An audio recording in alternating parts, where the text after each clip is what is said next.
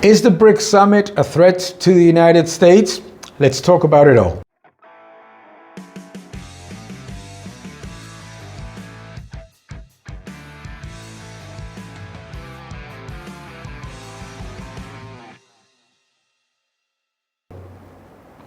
Hello everyone and welcome to my YouTube channel. Thank you so much for following me. Thank you very much for leaving your comments and for giving a like to this video.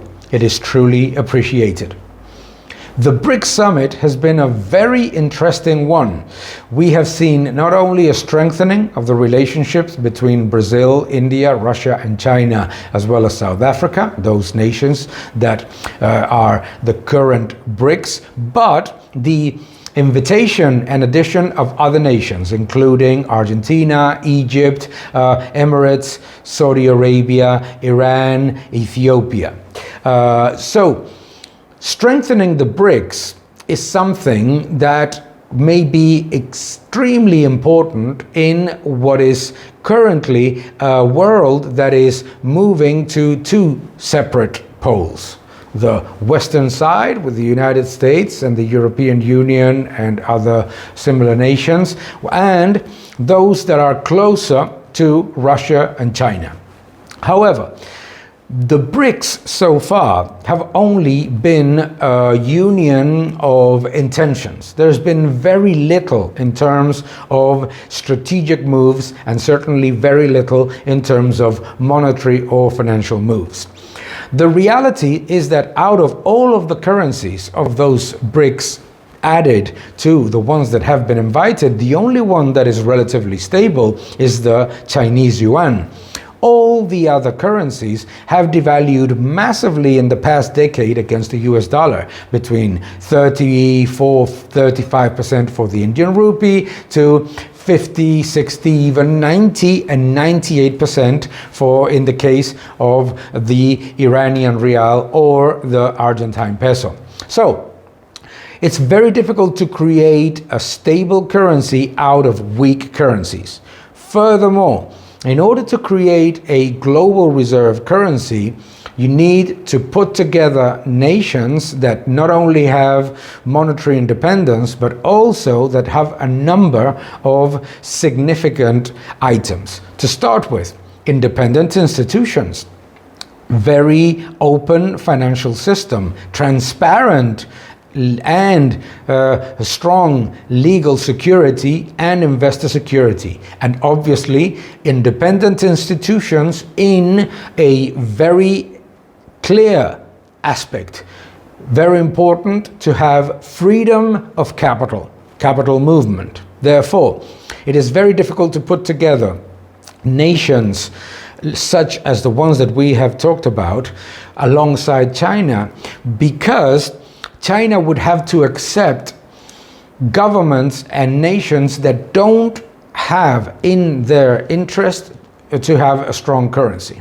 This is an important factor because it is not the same to put together the Eurozone nations, the ones that are under the Euro umbrella right now, under the strict guidance and the strict limitations implemented by the strongest currency and the strongest nation financially, Germany in the European case, and it is not the same with nations that don't have independent institutions or as independent institutions as those of the West, that don't have freedom of capital movement, and that don't have legal and investor security the way that we are accustomed to. So it's very difficult to create a global reserve currency, let alone a threat to the US dollar. Furthermore, I don't even think that China wants a global reserve currency created with all of these other currencies of the Brics and invited nations, for a very simple reason. One, the yuan is the strongest of them all. Second, China's position relative to those other nations is exceedingly strong in terms of being the lender, the strongest financial partner for infrastructure and for development projects, but not to create a currency in which the inflationist permeations and the inflationist desires of many of these governments would immediately hurt the Chinese consumers. No? So, for China, obviously the Brics summit has been an enormous success. It has strengthened its position relative to other emerging economies. It becomes the leader, obviously, of all these nations in terms of financing, in terms of trading partnership. It also strengthens its position in terms of access to commodities. So it's a huge success for China from a trade and from a financing perspective.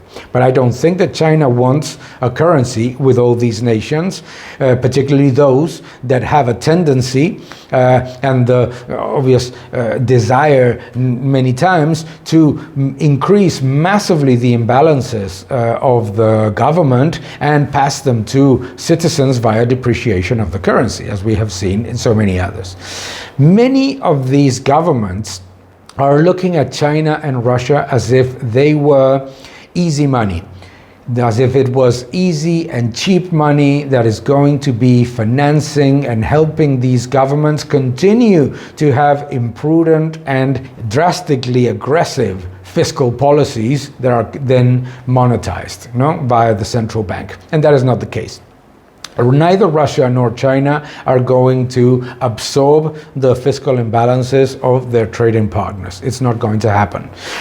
The objective of the Brics Summit is to create a strong trading partnership and financing partnership that is going to put Russia with China as big global leaders. Let's remember that the yuan is only used in 5% of global transactions. So there's a lot of room for the Chinese financial sector to strengthen its position in the global playground. So that is a threat to the United States. The financing side, the trading side, etc. The monetary side is not a threat right now. It may be in the future, but it certainly is not now. It's very difficult to create a currency that is a reserve of value, a unit of measure, and a globalized means of payment with nations that have a history of destroying the purchasing power of their own currency by passing the fiscal imbalances to the users of the newly created currency. However, the United States needs to take into account that this is an important trading partnership that is going to shift a lot of commodity trading and a lot of commodity activity to currencies like the yuan, even the ruble, and certainly strengthen the position of China in terms of access to commodities. The United States also needs to understand that it cannot continue to increase massively its deficit under the idea that the world is going to absorb it via more demand of US dollars, because demand for US dollars, even if it's not a threat to the US dollar as a global reserve currency, is very likely to diminish if these partners start to trade in yuan and in rubles or in the currency that they choose to trade. All these factors are very important because the United States has grown to believe that it can pass all of its fiscal imbalances to the monetary side via the Federal Reserve and destroy the purchasing power of the currency and continue to be the global reserve currency.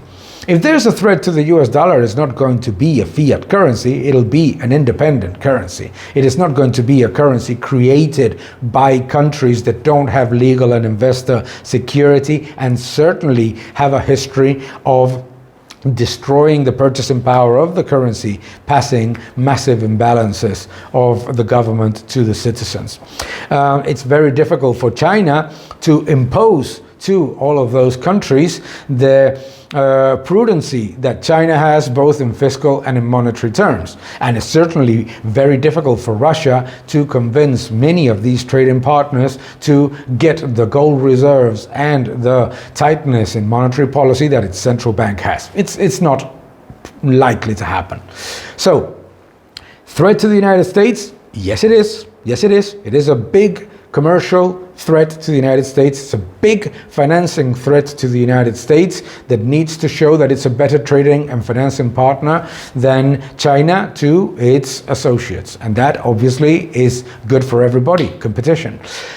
Second, it is not a big threat on the monetary side, but it is an important threat to the belief of all of those MMT stupidity defenders that think that the United States can create all the money that it wants without any risk.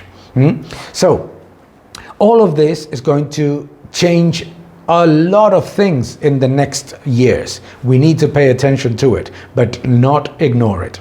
Thank you very much for following me. Thank you for watching this video. Please subscribe to my channel, like my videos, leave your comments below, and keep defending freedom. Thank you very much.